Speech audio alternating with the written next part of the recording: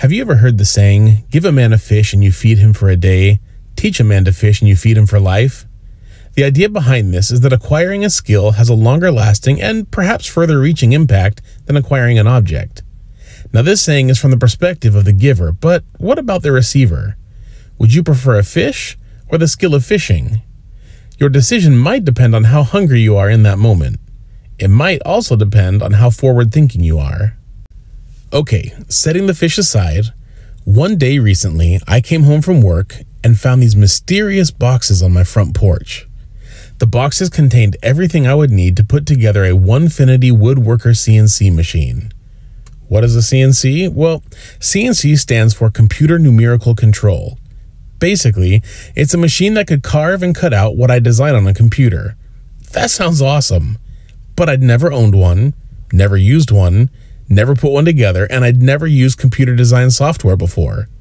My immediate thought was, given enough time, I can probably learn everything I need to know, but will it be worth it? Will it be worth more than I can get for selling this thing?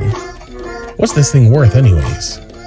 As it turns out, the base cost of this thing was about $2,000. Honestly, there are a lot of things I could have done right then with $2,000. But then I thought, what if I do learn to use this thing? Can I generate more than $2,000? If so, how much more? So what would you do if you were me? Would you keep the machine and learn the skills needed to use it? Or would you sell it and use the cash somewhere else? Leave a comment below and tell me what you would do. Now, I've got to be honest. I didn't just have these boxes magically appear on my front porch. But you can imagine what it'd be like if they did, right? Huh? Huh? I ordered this machine in May of 2021 after doing a lot of research and a lot of dreaming about having the machine. I actually wouldn't have bought it had my wife not told me to. She saw me watching some CNC videos, probably for the 50th time, and said, "Why don't you just get it? You have the money right now." I gave the proper amount of pushback to let her know that I would love to, but there are other things the money should probably go to. You know, giving her a chance to say, "You're right, don't get it." But she didn't say that. She again said, "No, you should really get it." Now, I know what you're thinking. It's a trap! But that day, I went online and bought my first CNC, and she's never gone back on what she said. She's awesome. If she's watching this video right now, I love you. And not just because of the CNC, but definitely partly because of the CNC. The Onefinity Woodworker was delivered on September 17th. To prep for the CNC, I built the table following the design plans from Bruce A. Ulrich. His table build video is great, and the table is the perfect size for the Onefinity Woodworker. The only change that I made was attaching casters that drop the legs to the ground instead of locking in place. I'm sure the casters that lock in place work well, but my friend Dan suggested these other casters, so I thought I'd give them a try. Thank you, Bruce, and thank you, Dan. While this isn't a review video, I should tell you that I'm completely happy with my Onefinity. The machine is stout, and it only took me about an hour to set it up. I'm talking from in the box to ready to cut in about an hour. I've had a few interactions with customer support because I'm a newbie and I've had questions, and they've been very nice and helpful because, well, Canada. This channel will not be solely dedicated to CNC work because I want to develop all sorts of skills in the garage.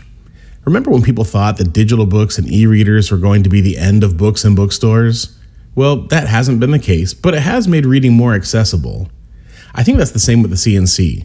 There are a lot of things the CNC can do faster and better than me, but I still might choose to do them by hand because there's just something awesome about doing things properly, without magic.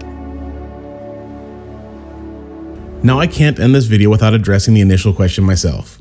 If this machine had just appeared, what would I have done with it? Me? I'd like to think I would learn the skill and see where it takes me. For now, I've made a handful of small things for myself and my family. I haven't tried producing anything to sell yet, but that's because I'm taking my time to learn the machine and some design software. At some point, I will try and batch out some products and see what kind of money I can make with a CNC. And I'll keep you posted and informed. Until then, check out Andy Bird Builds, who has addressed this very topic and shares a lot of insights into how to make money using a CNC. My next CNC video will cover my first 3 mistakes using this machine. Hopefully you can learn from me and avoid the same mistakes. Between now and the next time I see you, go get lost in the garage. I really appreciate your support.